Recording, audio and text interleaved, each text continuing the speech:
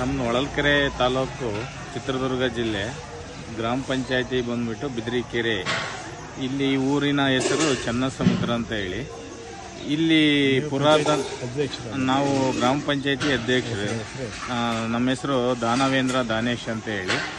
ನಾವು ಮೊದಲಿಂದಲೂ ಈ ಗ್ರಾಮದಲ್ಲಿ ಹುಟ್ಟಿ ಬೆಳೆದು ಎಲ್ಲ ಎಜುಕೇಷನ್ನಲ್ಲಿ ಇಲ್ಲಿ ಪಕ್ಕದ ವಸ್ತ್ರಗ ರೋಡಲ್ಲೆಲ್ಲ ಎಜುಕೇಷನ್ ಮಾಡಿದ್ದೀವಿ. ನಮ್ಮ ಶ್ರೀ ಗುರು ಸಿದ್ದರಾಮೇಶ್ವರ ದೇವಸ್ಥಾನದ ಹಿನ್ನೆಲೆ ನಮಗೆ ಗೊತ್ತಿರೋಂಗೆ ಏನಿದೆ ಅದನ್ನು ನಿಮ್ಮ ಹತ್ರ ಹೇಳಕ್ಕೆ ಇಚ್ಛೆ ಪಡ್ತಿದ್ದೇನೆ. ಇದು 1980ರ ಸಾಲಿನಲ್ಲಿ ಏನು 12ನೇ ಶತಮಾನದಲ್ಲಿ ಬಸವಾದಿ ಶರಣರು ಕ್ರಾಂತಿ ಮಾಡ್ಕೊಂಡು ಬಂದಾಗ ನಮ್ಮ ಗುರು ಶರಣ ಸಿದ್ದರಾಮೇಶ್ವರವರು ದಕ್ಷಿಣಾಭಿಮುಖವಾಗಿ ಸಂಚಾರ ಮಾಡ್ತಾ ಧರ್ಮ ಪ್ರಚಾರ ಮಾಡ್ತಾ ಬಂದಂಥ ಸಂದರ್ಭದಲ್ಲಿ ನಮ್ಮ ಚನ್ನಸಮುದ್ರ ಗ್ರಾಮಕ್ಕೆ ಶ್ರೀ ಗುರು ಸಿದ್ದರಾಮೇಶ್ವರರು ಬಂದು ಪಾದಪೂಜೆ ಮಾಡಿ ಇಲ್ಲಿ ಒಂದು ಪೀಠ ಮಾಡಿ ಹೋಗಿದ್ದಾರೆ. ಅವತ್ತಿನ ಕಾಲದಲ್ಲಿ 12ನೇ ಶತಮಾನದಲ್ಲಿ ಬಂದು ಮಾಡಿರೋಂಥ ಒಂದು ಪೀಠ ಇದು. ಇದಕ್ಕೆ 7 ಹಳ್ಳಿಗಳು ಸೇರ್ತವೆ ಸರ್. ಇದರ ಮೊದಲನೇದಾಗಿ ಚನ್ನಸಮುದ್ರ ಬರುತ್ತೆ, ಮಲ್ಲಪ್ಪನಹಳ್ಳಿ, ಅರಗಬಟ್ಟ, ಗುಣಸಮುದ್ರ, ಹೊಸಹಟ್ಟಿ, ಒಡೆಯರಹಳ್ಳಿ, ಮುದ್ದಾಪುರ, ನವಣೆಕೆರೆ, ಚಿಕ್ಕಮ್ಮನಹಳ್ಳಿ, ಮಲ್ಲೇನಹಳ್ಳಿ, ಈ ಥರ ಹಲವಾರು ಗ್ರಾಮಗಳು ಸೇರಿ ಒಂದು ಗುಡಿ ಕಟ್ ಮಾಡಿ ಅವತ್ತಿನ 1940ರಲ್ಲಿ ಈ ಗುಡಿ ಕಟ್ಟೋಕ್ಕೆ ನಮ್ಮ ಹಿಂದಿನ ಪೂರ್ವಜರು ಮಾಡಿರೋಂಥ ಇದು ದೇವಸ್ಥಾನ ಇವತ್ತಿಗೂ ಇದೆ. ಇದನ್ನು ಇತ್ತೀಚೆಗೆ ಕೆಲವು ನಾವು ಎಲ್ಲ ಸೇರ್ಕೊಂಡ್ಬಿಟ್ಟು ಜೀರ್ಣೋದ್ಧಾರ ಮಾಡಿ ಎಲ್ಲ ದೇವಸ್ಥಾನವನ್ನು ಸುಂದರವಾದ ದೇವಸ್ಥಾನವನ್ನು ಮಾಡಿದ್ದೀವಿ. ಇಲ್ಲಿ ನಡೆಯುವಂಥ ಕಾರ್ಯಕ್ರಮಗಳು ಇನ್ನೇನು ಜನವರಿ 14ರಲ್ಲಿ ಸಿದ್ದರಾಮೇಶ್ವರ ಜಯಂತಿ ನಡೆಯುತ್ತೆ. ಅದಾದಮೇಲೆ ಮಹಾಶಿವರಾತ್ರಿಗೆ ಎಲ್ಲ ರುದ್ರಾಭಿಷೇಕ ಎಲ್ಲ ಮಾಡಿ ಅನ್ನ ಸಂತರ್ಪಣೆ, ದಾಸೋಹ ಇತ್ಯಾದಿ ಕಾರ್ಯಕ್ರಮಗಳು ನಡೀತವೆ.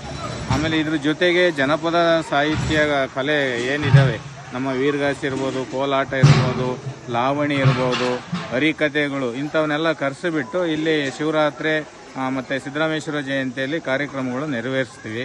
ಅದೇ ರೀತಿ ಕಾರ್ತಿಕದಲ್ಲಿ ಮತ್ತು ದಸರಾದಲ್ಲಿ ಇಲ್ಲಿ ವಿಶೇಷವಾಗಿ ದಸರಾದಲ್ಲಿ ಸಿದ್ದರಾಮಣ್ಣರ ಅಮಾವಾಸ್ಯೆ, ಇದೇನು ದಸರಾ ಅಮಾವಾಸ್ಯೆ ಬರುತ್ತೆ, ಅಮಾವಾಸ್ಯೆ ಆದ 13 ದಿವಸಕ್ಕೆ ಇಲ್ಲಿ ಹೊಂಬಡಿತೀವಿ. ಅವತ್ತಿನ ದಿವಸ 7 ಹಳ್ಳಿ ಗುಡುಕಟ್ಟಿನ ಎಲ್ಲ ಭಕ್ತಾದಿಗಳು ಒಂದೆಡೆ ಸೇರ್ತಾರೆ. ಅವತ್ತು ಸಹ ಎಲ್ಲ ಜನಪದ ಸಾಹಿತ್ಯ ಸಮ್ಮೇಳನದೊಂದಿಗೆ ಶ್ರೀ ಸ್ವಾಮಿಯ ಅಡ್ಡಪಲ್ಲಕ್ಕಿ ಉತ್ಸವ ಮಾಡ್ತೀವಿ. ರಾಜ್ಯ ಬೀದಿಗಳಲ್ಲಿ ಉತ್ಸವ ಮಾಡಿಕೊಂಡು ತಗೊಂಡ್ಬಿಟ್ಟು ಇಲ್ಲಿಂದ ಒಂದು ಕಿಲೋಮೀಟ್ರ್ ಇದೆ ಸರ್ ದಸರಾ ಬೈಲು ಅಂತೇಳಿ. ಅಲ್ಲಿ ಗಂಗಮ್ಮನ ದೇವಸ್ಥಾನ ಇದೆ. ಈಗ ಸಿದ್ದರಾಮಣ್ಣರು ಇದ್ದಾರೆ ಅಂದರೆ ಅಲ್ಲಿ ಕೆರೆ ಕಟ್ಟೆ ಇರಬೇಕು, ಹಂಗಾಗಿ ಅಲ್ಲಿ ಒಂದು ಕೆರೆ ಇದೆ, ಅದಕ್ಕೆ ಗಂಗಮ್ಮನ ಕೆರೆ ಅಂತ ಹೆಸರು ಇದೆ.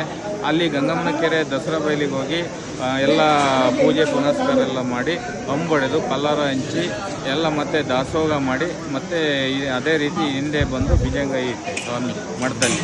ಇದೇ ರೀತಿ ಹಲವಾರು ರೀತಿಯ ಕಾರ್ಯಕ್ರಮಗಳು ನಡ್ಕೊಂಬರ್ತಿದ್ದಾವೆ. ಪ್ರತಿ ಅಮಾವಾಸ್ಯೆಯಲ್ಲಿ ಇಲ್ಲಿ ರುದ್ರಾಭಿಷೇಕ, ಮಹಾಪೂಜೆ, ಮಂಗಳಾರತಿ ಎಲ್ಲ ಇರುತ್ತೆ. ಆಮೇಲೆ ಅನ್ನ ದಾಸೋಹ ಇರುತ್ತೆ. ಈ ಥರ ಎಲ್ಲ ಕಾರ್ಯಕ್ರಮಗಳು ಮಾಡ್ಕೊಂಡು ಬರ್ತಾ ಇದ್ದಾರೆ. ಇಲ್ಲಿ ಅರ್ಚಕರು ಅವ್ರದ್ದೇ ಆದ ಒಂದು ಪೂಜೆ ಮಾಡ್ಕೊಂಡು ಹೋಗ್ತಾ ಇದ್ದಾರೆ. ಇದೇ ರೀತಿ ನಮ್ಮ ಗ್ರಾಮದ ಏಳಿಗೆ ಅಂದರೆ ಸಿದ್ದರಾಮಣ್ಣರು ನಾವು ಯಾಕೆ ಆರಾಧಿಸ್ತೀವಿ ಅಂದರೆ ಇದು ಶಿವನಿಂದ ವರ ಪಡೆದಂಥವ್ರು ಯಾರು ಇದ್ದರೆ ಮಳೆಗೋಸ್ಕರ ಅದು ಸಿದ್ದರಾಮಣ್ಣನವರು. ಸಿದ್ದರಾಮಣ್ಣವ್ರನ್ನ ನಾವು ಒಳಿಸಿ ಕೇಳ್ತೀವಿ ಮಳೆ ಹೋದ ಸಂದರ್ಭದಲ್ಲಿ. ಅದು ಇಷ್ಟೇ ದಿನಕ್ಕೆ ಬರುತ್ತೆ ಅಂತ ಒಂದು ನಮಗೆ ಮಾಹಿತಿ ಕೊಡುತ್ತೆ. ಮೊನ್ನೆಯನ್ನು ಸಹ ಇಲ್ಲಿ ಹೊರಡಿಸಿ ಕೇಳಿದಾಗ 5 ದಿನ ಕೊಡ್ತೀನಿ ಅಂತ ಹೇಳಿತ್ತು. ಅದೇ ರೀತಿ 5 ದಿನಕ್ಕೆ ಮಳೆ ಬಂದಂಥ ಉದಾಹರಣೆ ಇದ್ದಾವೆ, ಹಿಂದಿನಿಂದಲೂ ಇದ್ದಾವೆ, ಇವತ್ತೇ ಅಲ್ಲ ಹಿಂದಿನಿಂದಲೂ ಮಳೆ ಕೊಟ್ಟರಂಥ ದೇವರು ಯಾರು ಇದ್ದರೆ ಸಿದ್ದರಾಮಣ್ಣವರು. ಹಂಗಾಗಿ ನಮ್ಮ ರೈತಾಪಿ ಕುಟುಂಬದವರು ಸುತ್ತಮುತ್ತಲಿನ ನಮ್ಮ ತಾಲೂಕಿನಾದ್ಯಂತ ಈ ಸ್ವಾಮಿಯನ್ನು ಆರಾಧಿಸ್ತಾ ಬಂದಿದ್ದೀವಿ. ಈ ನಮಗೆ ಎಲ್ಲ ಸಕಲ ಸಂಪತ್ತು ಶ್ರೀ ಗುರು ಸಿದ್ದರಾಮೇಶ್ವರ ಅಂತ ಹೇಳಕ್ಕೆ ಇಚ್ಛೆ ಪಡ್ತೀನಿ. ಧನ್ಯವಾದಗಳು ಸರ್.